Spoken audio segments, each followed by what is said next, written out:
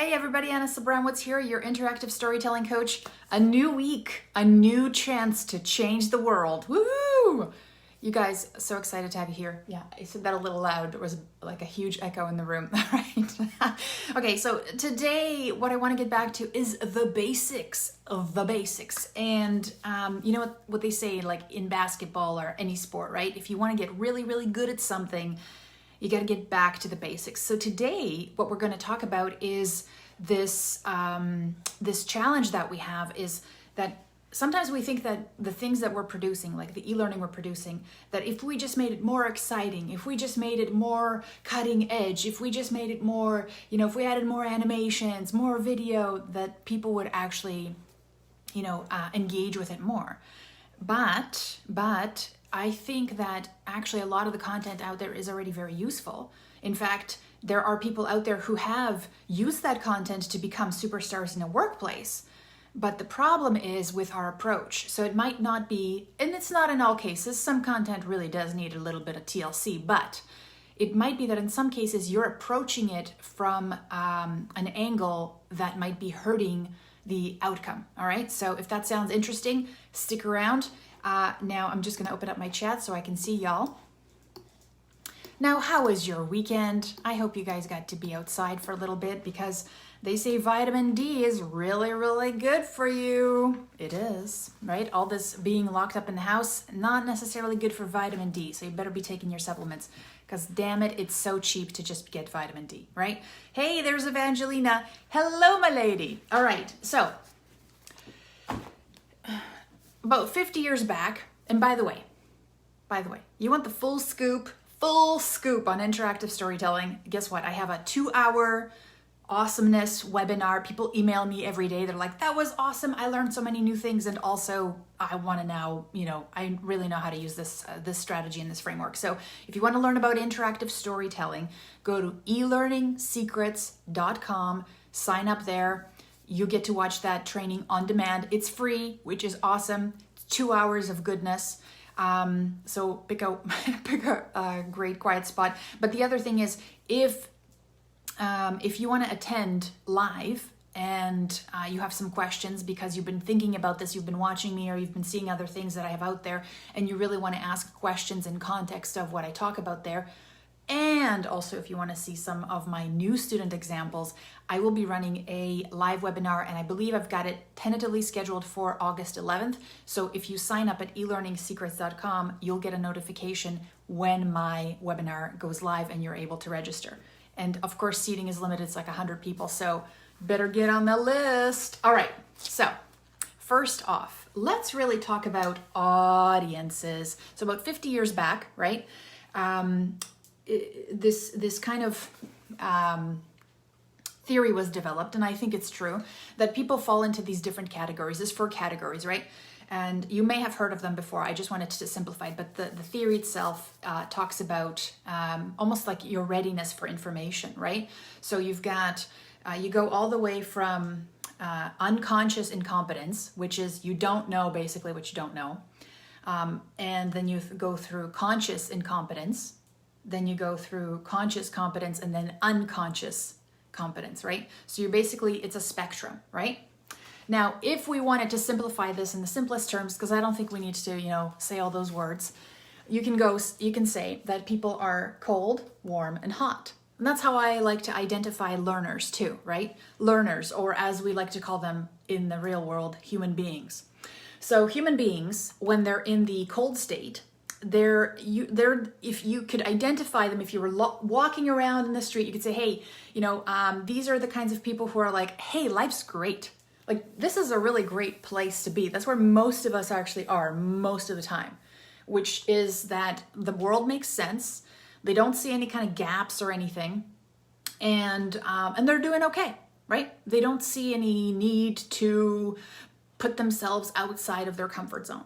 Now, let's say this is somebody who is who smokes, right? And they're like, life's good. They have their buddies. Everything's okay. They're not feeling anything. Then all of a sudden they go to the doctor and they're like, hey, dude, you've got some plaques in your lungs, right?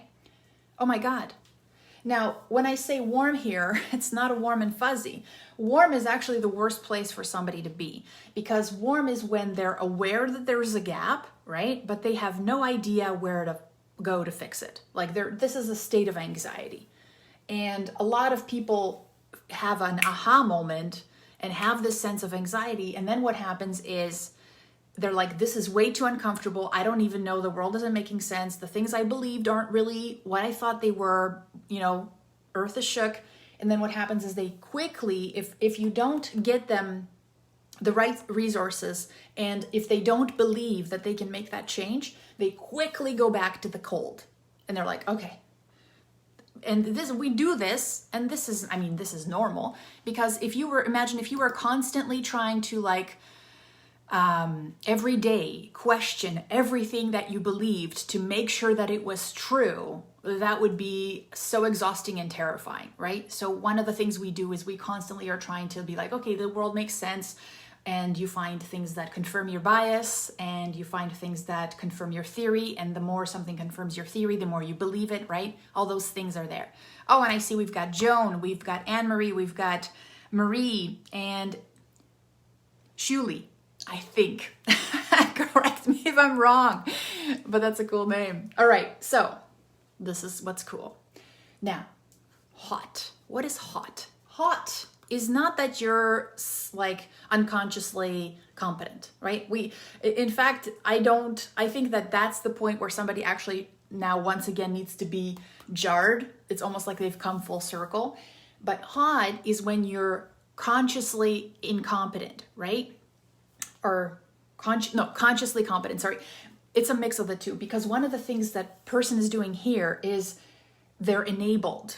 They're like, wait a minute, they've gone through this, they realize that there's a gap, they realize there's something new that needs to be done, and then also they have the resources and the tools to be able to actually come through on that vision, right? They're like, I can do this. I've got the mentor, I've got the tutorials, I've got the LMS full of sales training.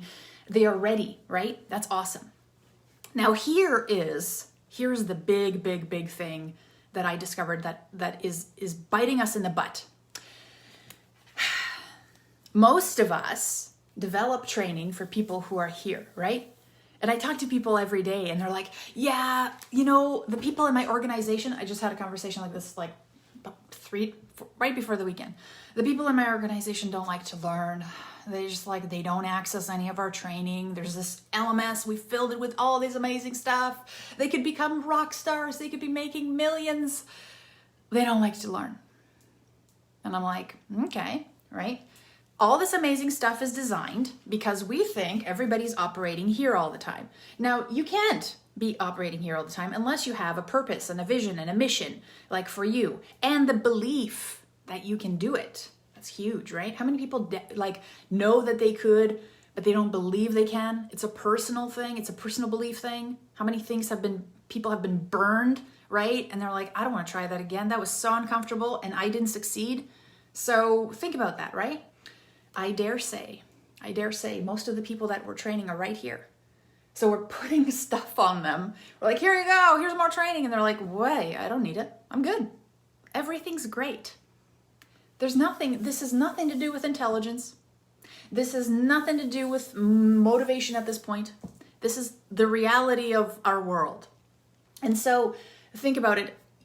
Even if you created some sort of a VR super cool experience to teach people become an amazing salesperson, amazing communicator, if you're presenting into Jane over here, you're wasting her time. She's got lots of more other important things to do that will help her do what she wants to do, right? That's how it works. That's challenge. So if you remaking the things that you already have, for a person who needs to solve a problem, a really crappy YouTube video with terrible sound, well, sound should be important, but low production quality, they're still gonna watch it. You know why? Because they got a reason to, and it's that reason, right? So how do we give them that reason? Well, listen, everybody, that's why I'm telling you about interactive stories. So here's what's kind of cool. And this is why people maybe don't understand necessarily interactive stories. And if you're just visiting now, you better say hello. So an interactive story, it's not meant to teach somebody how to be, awesome at something. It really isn't. Not at all. What an interactive story is supposed to do is to get people to see the world through a little bit of a different lens. Because I got to tell you, and this is very important, if I throw information at somebody here, they might even be upset with me because I'm attacking them. I'm personally saying, you need to be better. And they're like, but my world makes sense, so why do I need to be better? And so what's really cool, and this is the best thing about being an interactive storyteller, is that you realize the thing that you're trying to do is you're trying to get them to skip this uncomfortable place and get them to a place where they believe that they can do something, take action, and it's beneficial for them. And it's actually going to help them. And you do that through a character. You don't go, you're wrong, your version of reality sucks, or you're capable of so much more. Yeah, okay, my mom told me that all the time. I still had to believe it, right? So the way you do that is by crafting a story where somebody gets to experience the journey of somebody who's maybe struggling with some of the things that this person's struggling with, but they don't even know yet, and sell them on. By taking action, you actually get to see, what the future's like. You could be the top 20% of salespeople. You could be taking your little girl to her favorite birthday party. She gets, to ride the ponies or whatever because now you can afford it. Those are things that are very, very important, right? But you've sold them on that journey through the journey of somebody else who's struggling with that as well. So I'm not teaching them how to be the best salesperson, but what I'm doing here is I'm giving them a lens through which they can check out the world and say, hey, that could be me. I could do that. I mean, this person tried and they failed and maybe they had some decisions, but I just helped them make a whole bunch of decisions. Maybe I could do that too. And this is where you present the training that you have, the resources that you have, the mentorship that you have, all those things, right? So you really got to do this kind of thinking and say, are they ready? Do they believe? Do they see the worth of this? Because this is effort, right? It's easier to go back home and watch Netflix. It is, right? To invest in yourself, to take time to learn, that's way more work than being here, right? What can you do? So what I'm saying is, don't reinvent the wheel. Sometimes the resources that you have are already super awesome. What you need though is to consider, maybe they're over here, they don't even see the value yet. And and a lot of us, we try and fill this gap by going, let's put a page in the beginning of this module to say, what's in it for them? Guess what, friends? I've been a fan of the WeFM since I started doing this over a decade ago. I'm like, yeah, we got to do WeFM. No. You can do that till you're blue in the face. The WeFM is from your perspective. You're never going to know what is in it for them. They don't care about your bullets. They really don't. What's in it for them is only useful if they are already aware of what's in it for them, and that's just going to confirm for them that this is actually worth it. So you can list all the bullets you want about all the benefits, but if they haven't sold themselves on their ability to go through that journey, to learn these skills, to execute on those actions, and to see the future that they've painted inside their mind for themselves, your what's in it for me is falling on deaf ears. And they're never even going to open up that module in the LMS to see the what's in it for them. Do you know what I mean? So it's not really persuasive. It's a little late. It's late. So interactive stories. I mean, to me, that's where it's at, right? So like I said, if you want to learn more about interactive stories and how to go from basically 0 to hero in 2 hours, go to elearningsecrets.com, on-demand webinar there. Also, if I have live sessions running, you will be the first to know about them and register. And it's kind of funny, I posted, and I talk about this all the time, I posted a post about just people who have, like me, right? You get into a place where you're trying to be creative, but because of all the work that, legacy work that's been done, your job is to update things that were in one format and update the content into another format. And I think one day that'll be done by robots because it really requires zero human intervention other than maybe a little bit of wordsmithing and adding elements that are interactive, which to me are it's not really maximizing my creativity, my potential, my intuitiveness, my empathy for that human being, right? And so I was like, yeah, a lot of us are called learning experience designers, instructional designers, but really we're just widget makers. We're just stamping, turning one kind of content into another kind of content that just looks a little bit more sexy. And somebody said, hey, that's weird. This must be an e-learning thing because I've never done that. And I was like, imagine that world. Imagine being that person who's never had to convert a crappy PowerPoint into a crappy HTML5 file. I was like, your world is so awesome. However, for those of you who have struggled with that, and I think that the best people who would actually if you're the kind of person who doesn't understand that pain, that's totally cool. I'm proud that there's people out there who don't need to do that. That's great.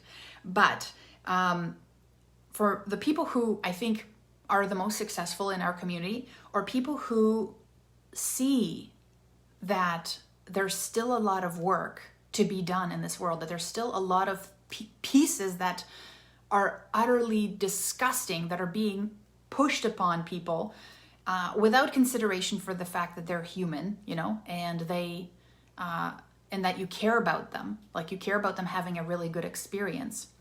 And if you've struggled with that and you want to add a really wicked piece to your arsenal, right, which is the interactive story piece, and you think that getting feedback and coaching from somebody who has done it and other people who have done it and are doing it actively and working on real projects, that would be a benefit, then you better reach out and talk to me. I want to know if I can help you. It's kind of interesting too. One of the things that I think I never considered it before, but I realize now after people send me their portfolios, they're always like, hey, check out my portfolio. What do you think? I tried doing interactive stories, or I tried after they check out the webinar, right? And I'm like, okay, that's cool. That's awesome. But this is the thing that I find people who are actually coming out of academia or who have this kind of flavor to, when I say academia, as in they're just finishing their programs. The flavor is that you're working on projects that don't actually solve problems in the real world. When they do scenarios, the scenarios are about instructional design methodology. When they're doing projects, to showcase their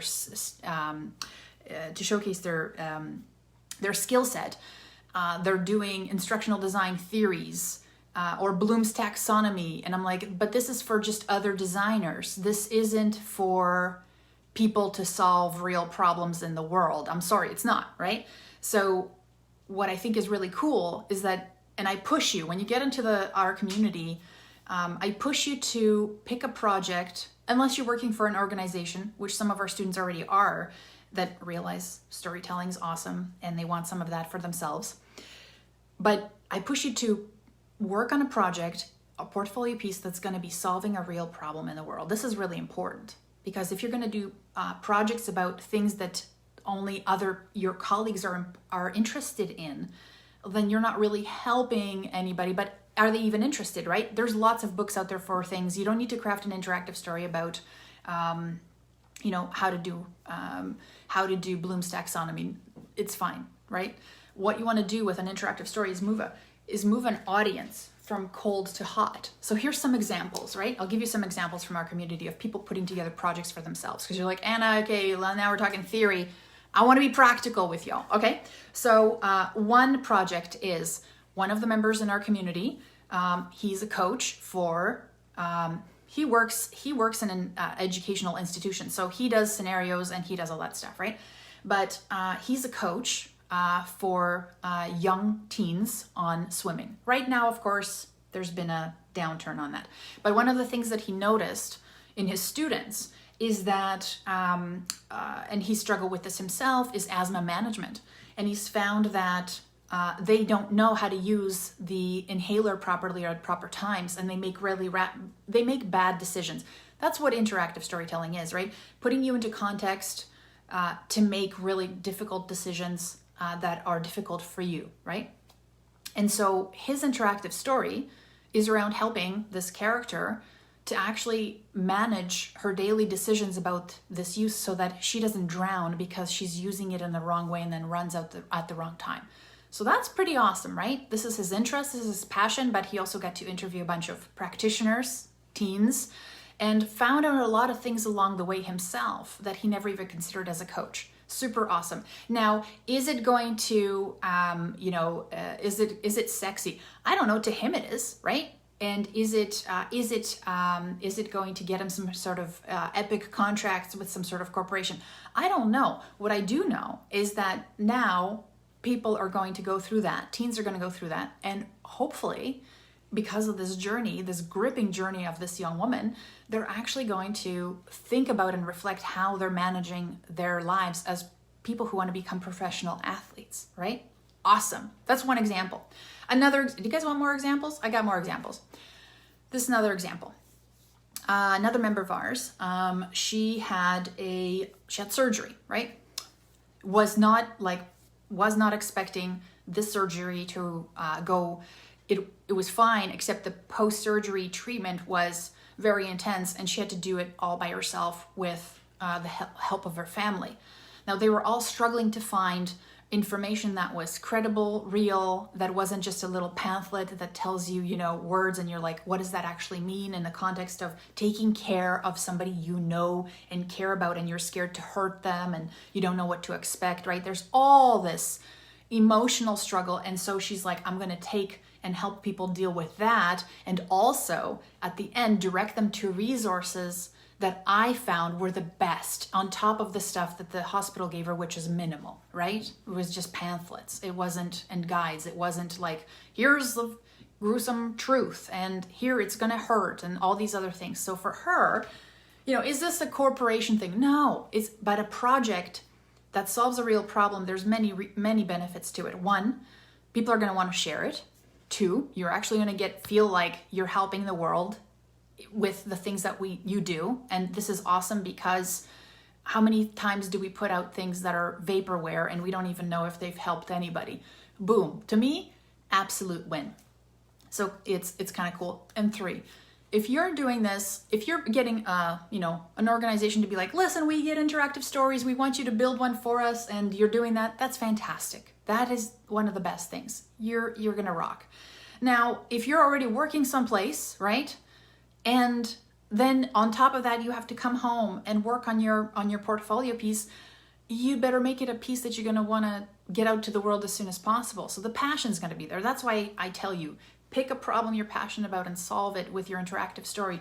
What's a cold audience that you can help get to hot so they can get the resources and help that they need? What do you see out there in the world that could help, right?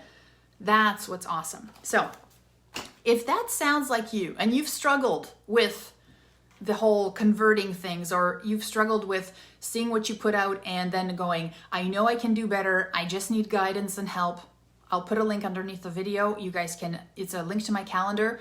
There's also a form attached to it, which also means that I ask you a bunch of questions so I can prepare better for that communication. All right, so I hope you found this helpful, gave you some context around where you would use an interactive story, and really solidified who these different audiences are and how you need to approach them differently, right? You don't need to reinvent the wheel over here with all your content.